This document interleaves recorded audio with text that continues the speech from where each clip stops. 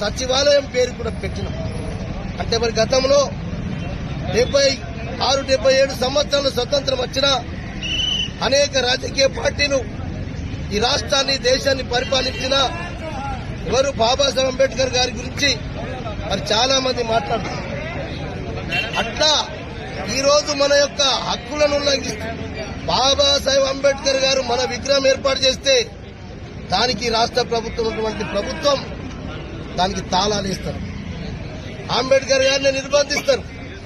అంటే మరి కేంద్రంలో రాష్ట్రంలో పార్టీలకు బాబాసాహెబ్ అంబేద్కర్ గారి గురించి కేవలం జయంతులకు వర్ధంతులుగా చెప్పుకుంటారు తప్ప నిజమైనటువంటి ఆశయ సాధన కొరకు వాళ్ళు కష్టపడి పనిచేయడానికి కేంద్రం ఉన్నటువంటి ప్రభుత్వం గాని రాష్ట్రం ఉన్నటువంటి ప్రభుత్వం చిత్తశుద్ధి లేదు.